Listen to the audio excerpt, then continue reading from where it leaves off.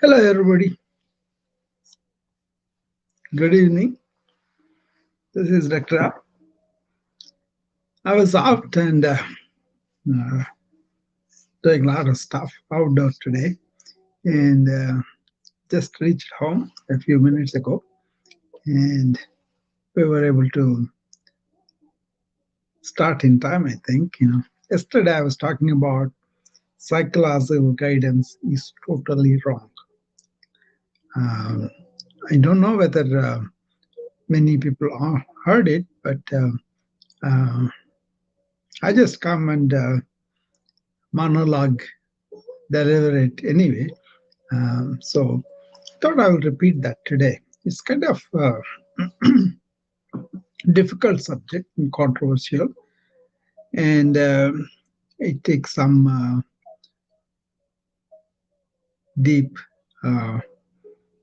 awareness of the mental problem as it is getting worse. And as physicians, we see a lot, right?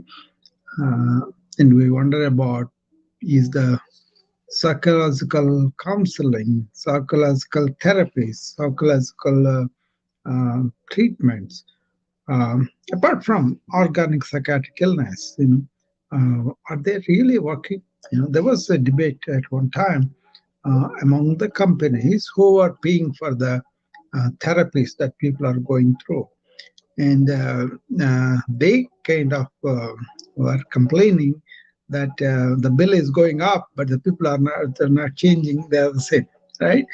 So we could understand their concern that they were sending all these people to therapies and asking therapists to do what they can do, and people are really not doing that. Okay, so it's a kind of momentum. I think back in more like maybe late 80s, 90s, somewhere there, I think it happened that many companies complained the bill is going up, but the outcomes were not good, not adequate, or not what they wanted to be.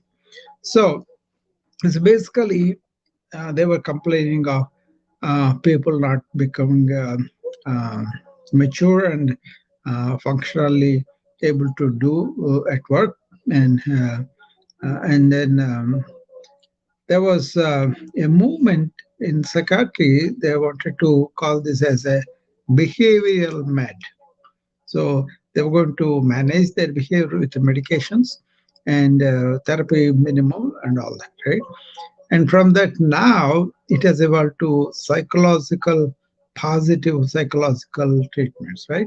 Positive psychology, So my own understanding has evolved with all these movements, So I was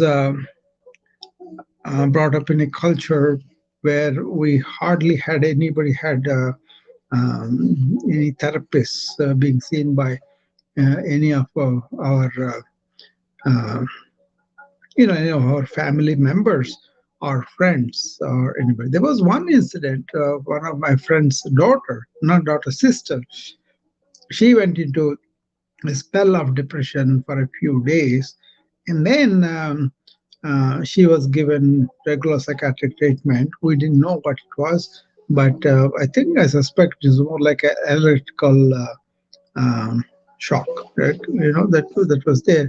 ECT, we call it, electroconvulsive therapy. She was given that, and then she became normal after that, and then she was fine. But the question is the therapy was needed, or people are getting therapy in the form of consoling by their middle class families, or consoling by um, um, the nature of the society where nobody is really alone, but everybody is taking care of interest in everybody's affair. So that kind of middle class structure worked very well for the um, mutual consoling, mutual advice, mutual sharing wisdom, things like that. The big families also did like that, right? So there are some social norms and all. They were not torn apart by anything, right? So my thing is, as I evolved as a physician, first we found out that they separated body and mind as though we have a separate body and mind. For people to come together like we have only one body and mind that's together. That means medically you have soma, which is the body, psycho, which is in psychological structure, and psychosomatic illnesses are where one influences the other, right? Mostly the body is influenced by the mind, and the mind is influenced by the body in case of people have extreme illness and all, right? But either way, the conclusion was that we are body mind complex, either one body or one mind coming together somehow. Or that's it. They stopped at body mind complex at best. Right? So psychosomatic illnesses, everything else is dismissed under that. But then when you really go into the depth of the ancient wisdom, which I always talk about, they said, look, you have a body, you have a mind, they're all one unit, but then that whole thing is really sparked by what you are inside. In your awareness, brings in all that energy, all that spark, and animates your body, animates your mind. So if you can be in that witness consciousness, they call it, then you can take care of your body better, and then your mind not moving, it doesn't produce as many stress hormones. So they had counselors and all those things, but not in the sense of analysis, but then giving them the wisdom from that perspective, right? That was very popular. So that is the initial understanding of what is body, what is mind, what is body mind complex, what is the animated essential energy of us, who we really are. Even the physics has come to that conclusion. There's only one energy, right? Even if you take a leading scientist on consciousness, on finding out what is, how does the material gets the spark of life, what is it that is giving the body, which is if you cut down to the strands level from atoms and subatoms and all that, finally there's a spark of life that gives the life to the whole thing, and the whole thing goes like that, right? Then the hard problem in consciousness circus now is, what is it? How is it that material thing gets the life, you know, consciousness? It's not no longer believed that it is produced by the mind, but it is a consciousness to begin with, and then we take high alka, we take our animation, everything from that spark that we have, right? So that's a difficult thing to have it as a paradigm, because we are in the paradigm of thinking we are just this body mind complex, and most of the people we identify with both of them or either of them. Either we identify mainly what we think about ourselves, what we feel about ourselves, and then what kind of thoughts we have about ourselves. But then we also think this is my body, so I am this body, and in it there is a mind, and the mind projects a consciousness. I think kind of differ from that. I agree with the ancients who had a much deeper understanding of consciousness itself. Okay, so for them, body is an object, mind is an object, and then witness consciousness is the real awareness, right? To get to that takes a lot of time for a lot of people, right? So now, present condition, if you look at it, there is so much mental illness, and it is increasing by bounds.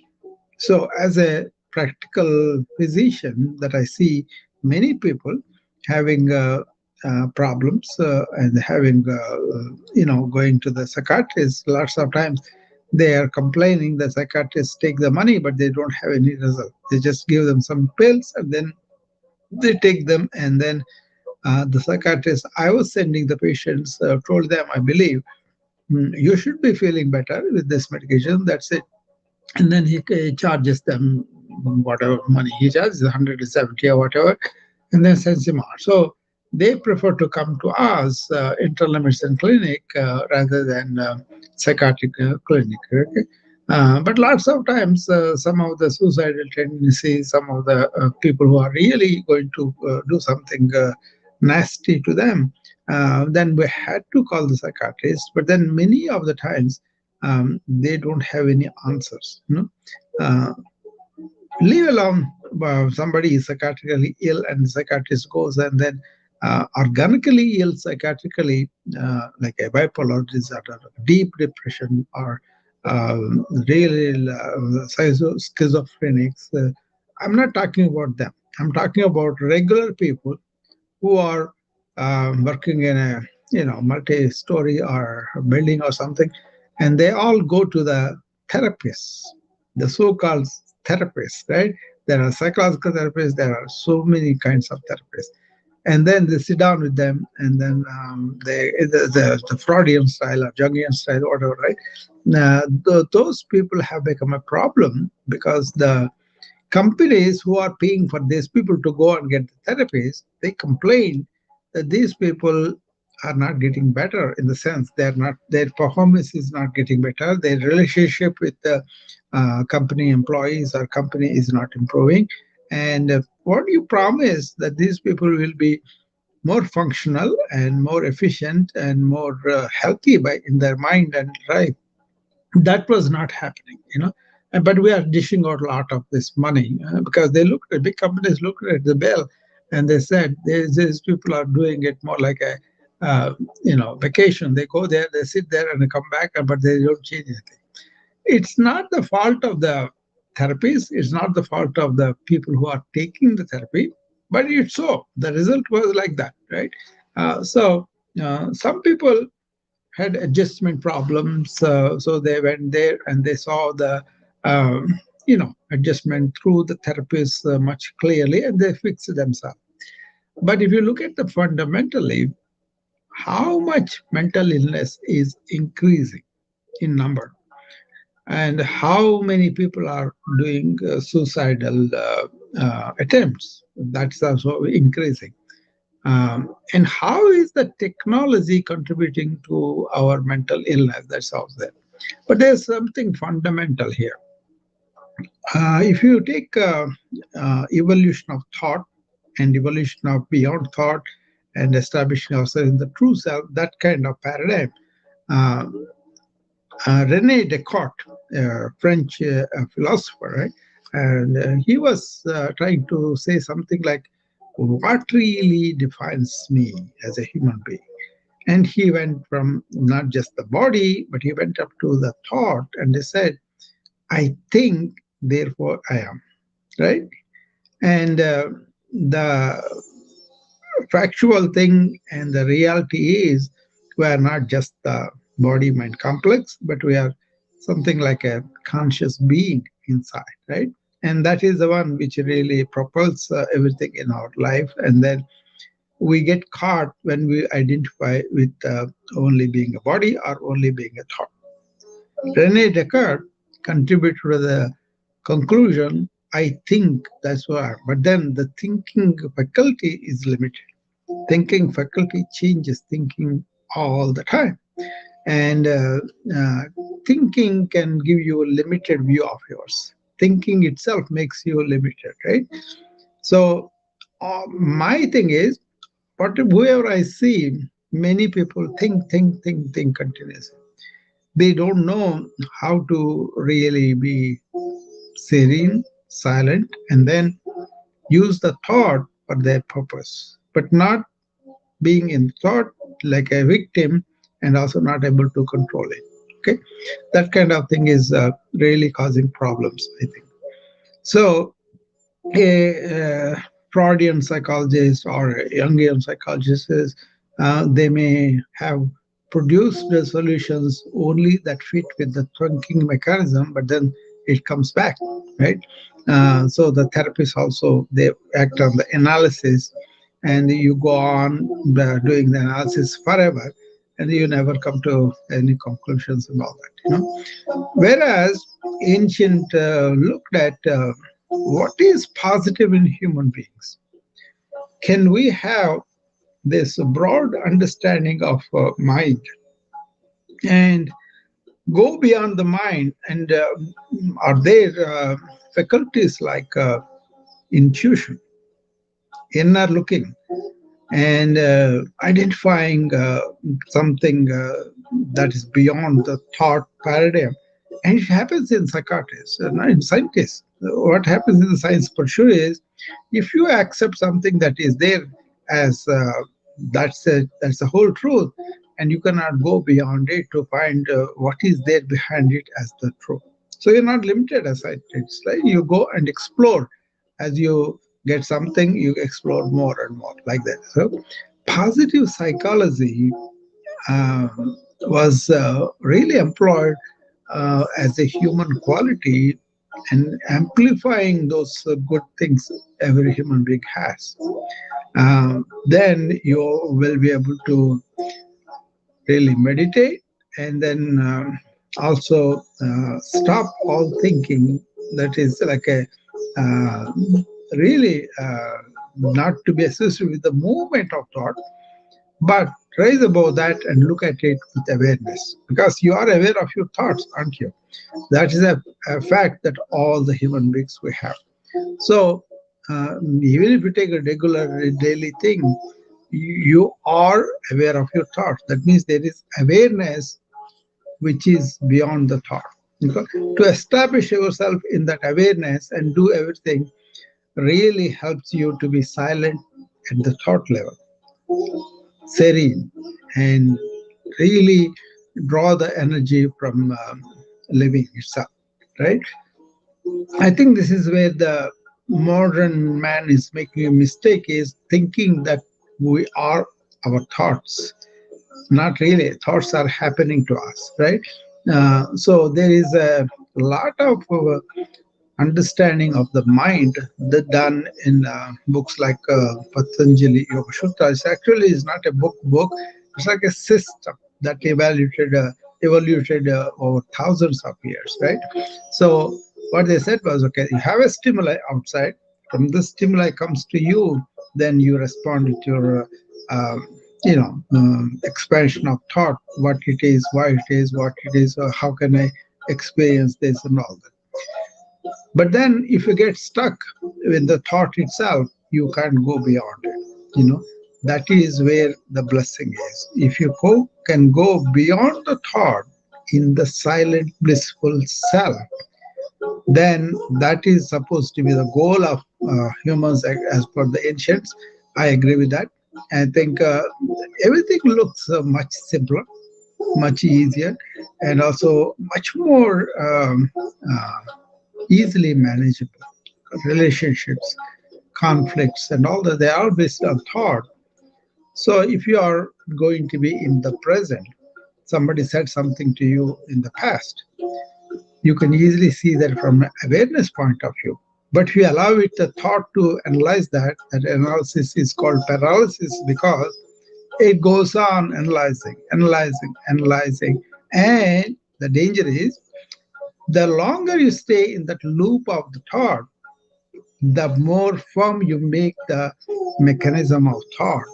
In terms, it becomes solidified, forms a neural path that reacts very quickly. And that's why in yoga, the whole thing is about arresting the thought. Really, not in the sense of putting it down, rather with a lot of force. That's not it, But it is like understanding the nature of thought and going beyond it in awareness. When you are in that awareness, You can see the thoughts coming. You can slow them. You can deal with one thought, identify the thought whether it is positive or negative. If it is negative, you can replace it with a positive. That capacity will be there.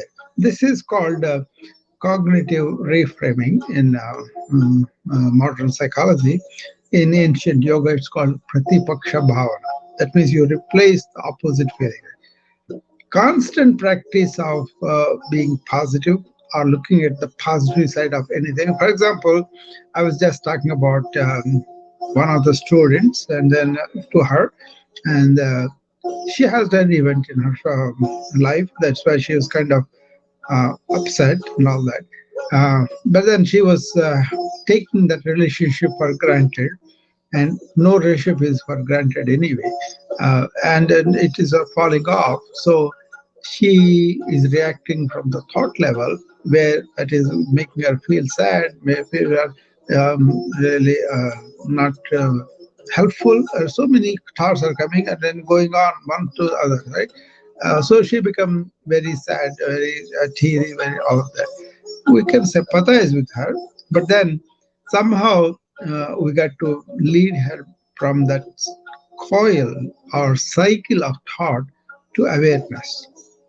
You are aware of your style, and then you can say, this situation is telling me that something is not right. Let me stop and think about it. This situation gave an opportunity to grow. That's what I usually turn people into. How can you turn a negative situation or negative thought into an opportunity of growth, and then also not being so vulnerable next time? Or not? You cannot do it, but how you react, that's the main thing you can control. As I talked in the past before, suffering is like a two arrow theory of Buddha. Um, Anything from the like a relationship failure coming from outside is the first arrow. It will happen to everybody. But then the person who received this first arrow, how he reacts to that first arrow is our second arrow, which is the two arrow theory, which is our reaction. The second arrow, all the spiritual quest, spiritual understanding, spiritual finding of who you are is how to handle the second arrow. That is going to come within us. This way, spirituality is inside. Spirituality is focused on suffering, turning into something positive. And he said, Buddha said, there is dukkha. Dukkha means suffering. And we all have that dukkha. We are in that. But there is a solution, and that is how to not to react it in a positive way, right? So you can react positive, but not negatively. Right? So you many spiritual traditions talk about this. The suffering is there as an opportunity for you to grow beyond it and develop stuff that is good for you, resilient life. It's not like you dismiss things, but you understand. That's why spiritual knowledge is important, and they call that knowledge as self knowledge. Your own condition, your own reactions to life as it happens, right? Every day in the mirror of life, you look at how you are reacting to simple things to major things. But then if you remember this, the actually in spiritual circles, they consider this as the grace of God given to you. As in India, they call it prasad. Prasad means what they do. Suppose they are going to temple. They don't eat anything. They prepare everything and they carry that food to the temple and give to the god as a naivedyam, they call it. Okay, first you gave us this food, god, so eat it. That's what they do, right? Once they offer it, then they take it as like a offering is given back to them in the form of prasad, which is the like a graceful offering from the god. Okay, that's very important for a lot of people. I saw them very much. Whatever you make, and you make that as prasad, you will eat it because it has come from the god, like so you can take that suffering as prasad, given an opportunity for you to understand the suffering and go beyond it. Thereby becoming very tenacious, very uh, much do that.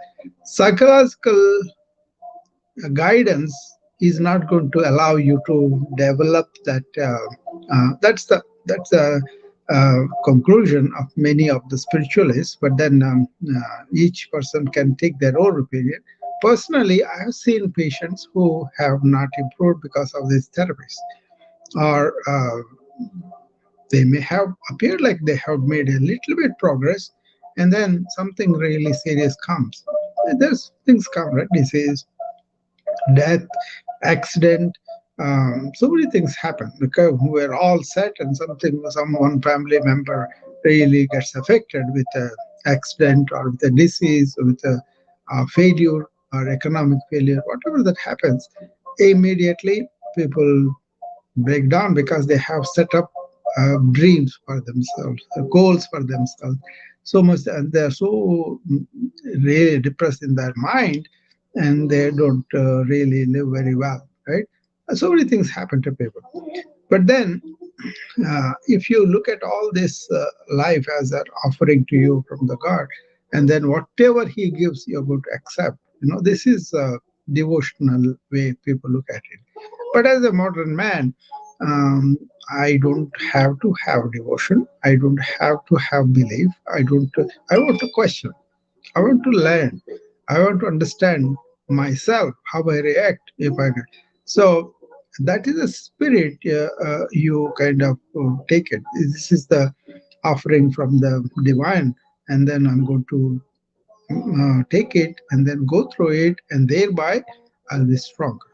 So that's why examine this. You don't have to literally take that just because I said so, but examine this question: is psychological guidance making us better, or is there inherently something faulty, and that's why it's not working?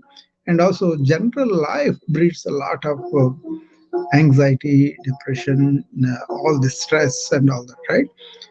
Without examining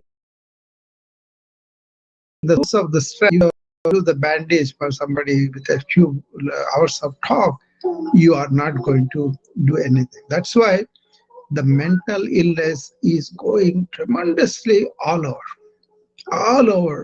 So it is increasing. It's sad to see young people lose the hope in their life. It's sad to see young women really getting destroyed by some events.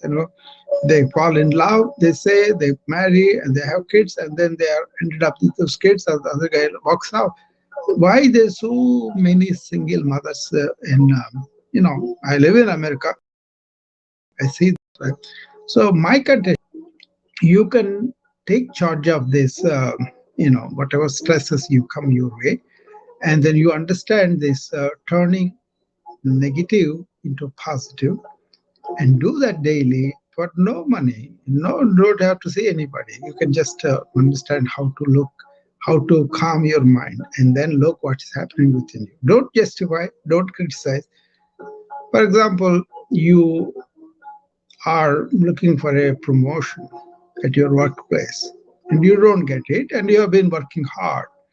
But then you see the other guy, because of whatever politics or whatever happens, he gets a promotion. Then you get crushed, for example. That crushing feeling, you can understand yourself. And also, why are you looking for something else when you are not enjoying what you have? Where is your contentment? Where is your happiness within yourself?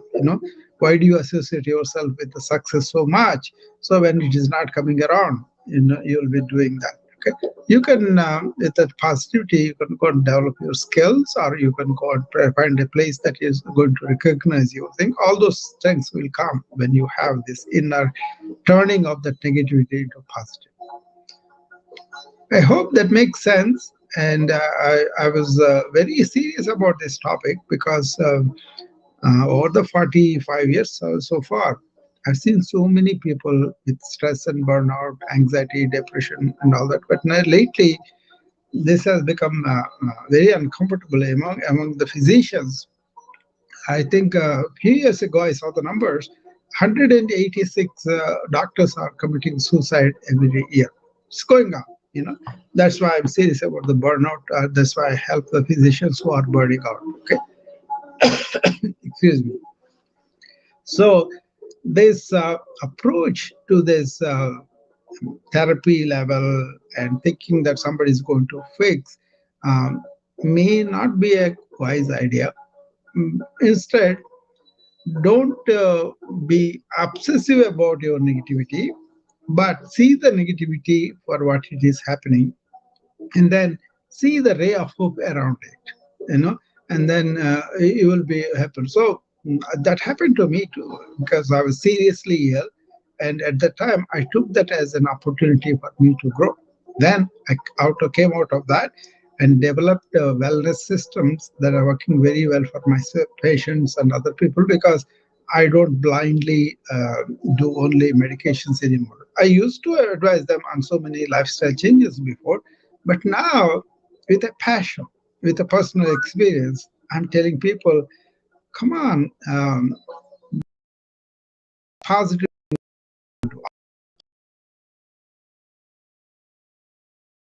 you know.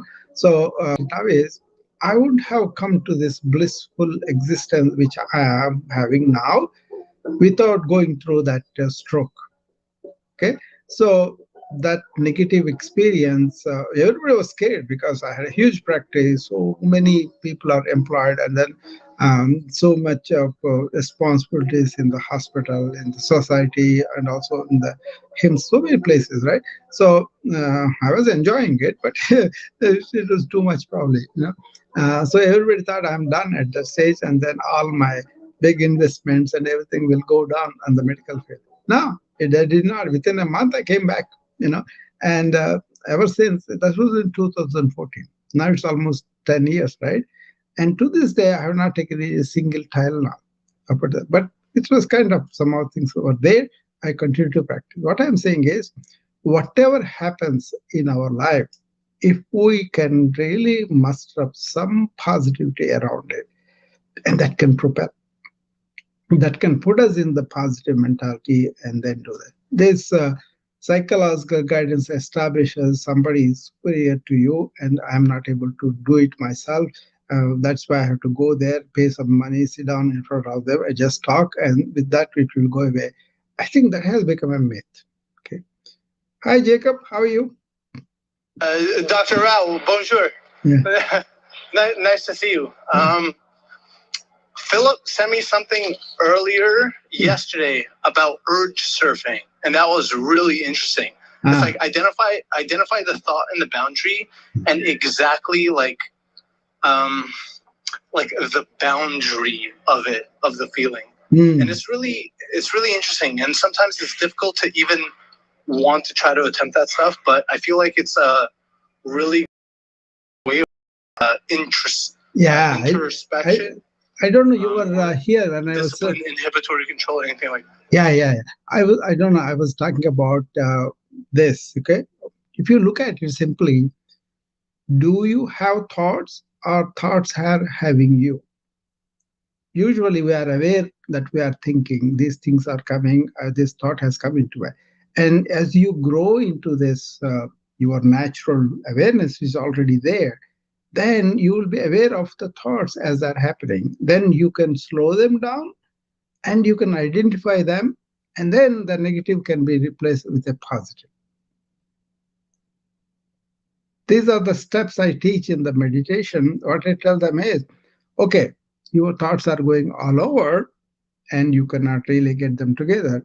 So first sit down, try to sit down and stay stable in the body, and then close your eyes, and then get all those thoughts to one thing, either by repeating one word, or repeating some sloka or whatever poem that you have, or focus on a photo or something in front of you, something to get all the thoughts together, or just focus on the breath, all the thoughts are not are the going on, let them come and go, but your attention is on the breath. Okay, that is vipassana, no? And then, okay, you have exceeded after certain weeks, you have succeeded in getting all the thoughts together. The next thing is, how can I slow them down? Okay, and that is where you have the deep breathing help you to cut it and slow it down. That also takes some months, so some time for people. And then once you slow it down, then you are able to see, oh, this is a negative thought, this is a positive thought. Once you reach that kind of state, then you can replace that negative with a deliberate positive thing that you could think of. At that moment, if you do that, very effective. So this is uh, actually thoughts are there in our one realm, but awareness is beyond the thought. That's the main thing. Once you are aware of everything, then it becomes much, much easier for you to slow the thought. And what I talk about all the time is conscious thought. That means deliberate, intentional.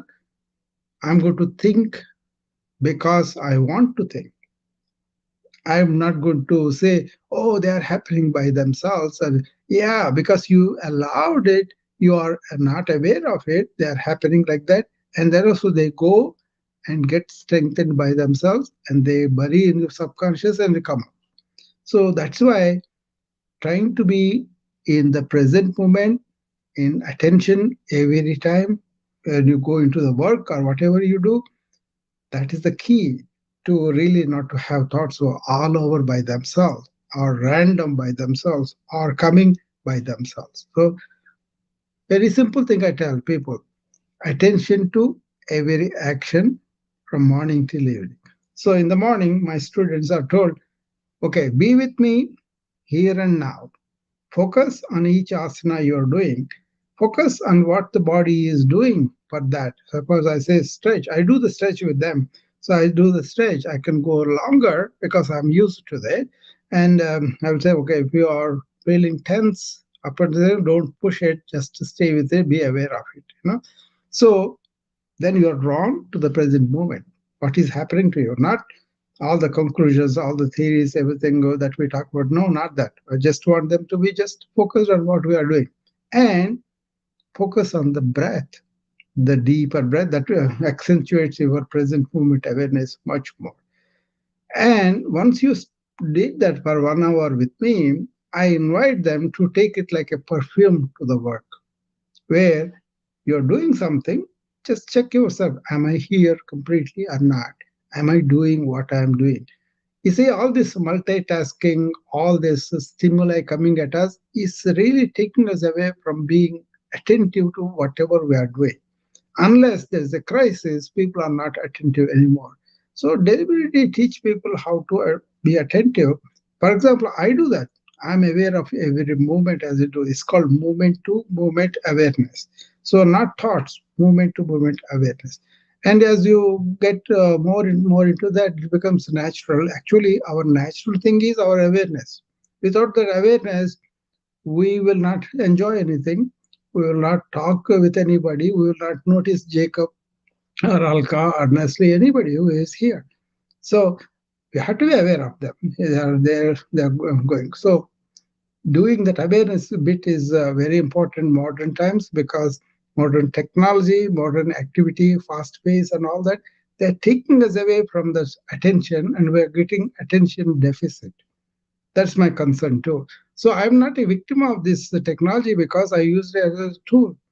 But otherwise, I kind of be myself in the moment all day. And then at night time, Jacob, when you go to sleep, this attention that we practice through the day gives us a very, very good sleep. What do you say about that, Jacob? I'm thinking about hyperactivity and hyperattention, and I feel like if it comes with hyper discipline or hyper ability to differentiate sensory phenomenon, and be able to intake it so we don't get sensory overload, I feel like it's not too bad. No, that's an interesting term used, hyper attention. There, instead of hyper attention, Be in attention. See, there's not like a hyper or low attention, but once you are in attention, you feel, okay, I'm here now, I'm paying attention. See, if you don't pay attention what I'm saying, it won't be comprehensible to you.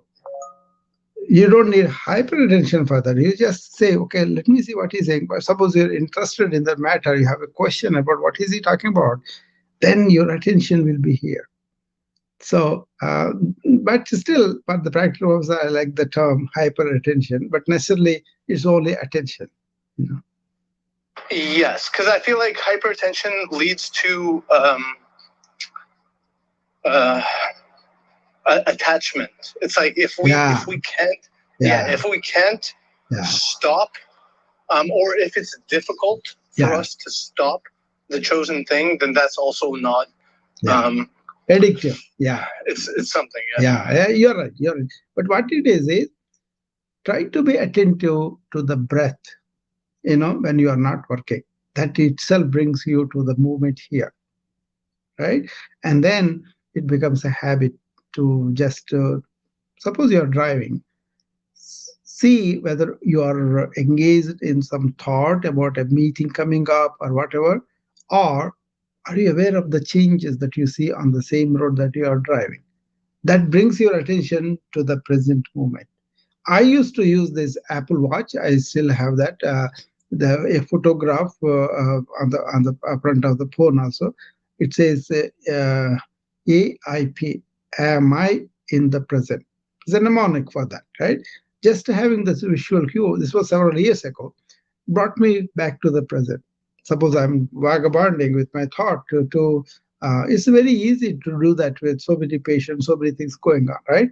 But having that practice on a daily way, okay, I go to a patient, my complete undivided attention to him, no matter what his social economic status, gender, race, country, I don't care. As long as they have come with some pain and suffering, and my job is to help them. So all my attention to them. So am I in the present? Working for me. I don't really think about the patient I just saw or the patient I'm going to see, because each time I'm going to be here and now with the patient who is there. That works very well for me, for my patient care, because they love it when they feel that I'm completely paying attention to them. Because we did a study on the physicians are not staying in the room or having a door on the doorknob and standing there and talking to people, and then they don't go into details, they don't listen. All these complaints came to us. I was in the administration also, right? I was the medical director of that hospitalist team. So we took a study going around with each patient, each doctor as they go their rounds. And many of them didn't really pay attention to the patient, and then they were just doing their charting their EMR, and then they were just saying hello, hi, and bye like that. Nobody's sitting down, nobody touching the patient, nobody examining them, all that. So we had to correct all of that with what the model is: science plus art. Science is where you bring in all the professional, whatever know-how we have, but the art is how human you are to each patient, how much you are in the present, you know, and that kind of thing is good for me, good for them too, because I'll be paying attention to which leg I'm examining, what I'm documenting, and all those things come much easier. And because we are attentive, we never get tired.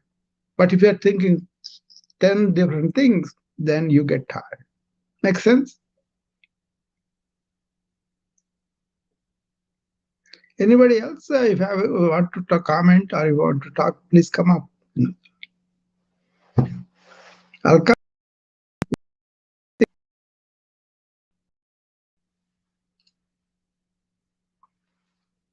This is actually a controversial topic among doctors also. It's a dismissing the whole psychological modern approach, and really inviting people to look at that way. Is this psychological therapy working? Or is this only confined to the mind where all the problems are happening? And Is there a way to go beyond the mind, but use that properly, but not be a victim of it? There is practices you can do on a daily basis to go beyond mind and also to be in the blissful awareness moment to moment.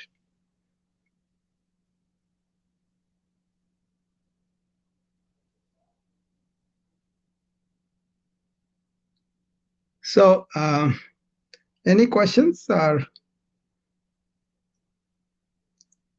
I can go deeper, but then I don't know whether you're enjoying it or you agree with anything or you have any questions.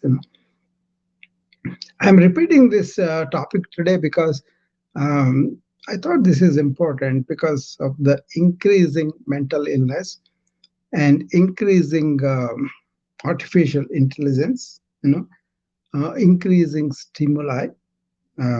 This social media actively plans to send so many distractions our way. They don't care about our attention deficit. They don't care about our illness. They don't care about the bottom line. We know that. But then we are allowing the kids also be exposed to so much of screen time and also not teaching them how to detox this digital overload for not only children but also young people and later on older people too. Because if you look at from the spirituality point of view of the technology and its effects, first of all, it is taking away the altruistic thing, something beyond you, something greater than you. So you can call God, you can call consciousness, you can call heart or spirit or self or Atman, whatever you call. People don't have that anymore, So they kind of go what is here and now. That's it. And also, people don't have this uh, joy of doing stuff and then enjoying it because they are become mechanical, neurotic. You do the same thing again and again. You can examine each person whether I'm neurotic or not. If you cannot leave something completely out and then go enjoy yourself, then you are neurotic. Okay. If I take the phone away from my daughter, she will kill me. They're so used to that. I talk to them a little bit, but then the society pressure is so much. They are not with me all the time, right? They are up there, so they have developed a culture where people sit side by side in the sofa and then text each other. And that's happening, right? We are seeing them. So is that right? Are we supposed to just make it it's a cultural thing and go? For example, Steve Jobs, I think the iPads that he made, all he never gave them to his children, I believe. So when I heard that on the CNBC from somebody, I said, "Yeah, see, he's a smart guy. He doesn't want his pay." But there are ways you can detox yourself on a regular basis and be in charge of the technology, and you can be, um, enjoying the technology for communication, for doing stuff, office work. That's wonderful. I'm also using a lot of AI tools. Wonderful. But what is happening with your mind? What is happening to your neurotic habits? Are we cultivating them or are we aware of the dangers down the line? You don't want to be cultivating so many problems that elderly are having now. For example, they don't have any recent memory, but they have this long-term memory working even though they don't want it. Unpleasant things or pleasant things long happened, long gone. They go on repeat. Okay. And then they suffer from that. They can sleep well because of that. They can talk to people well and all. As they go to nursing homes and all that, we can see that how that affects them. Don't need to be. On the other hand, awareness practices of East or ancient really enhances your mind. Okay.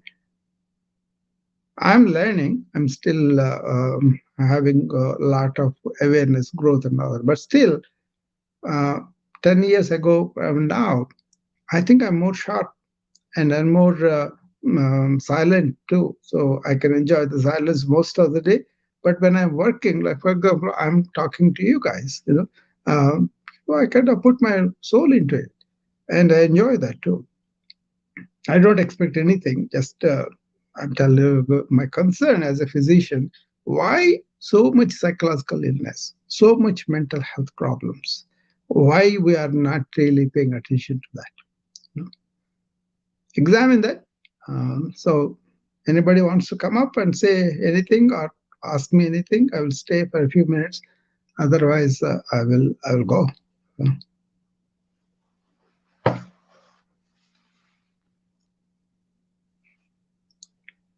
Okay, so I think I made my concern voiced enough. Hopefully, it makes some sense to somebody. Okay, I'll see you again tomorrow then. Okay, bye bye.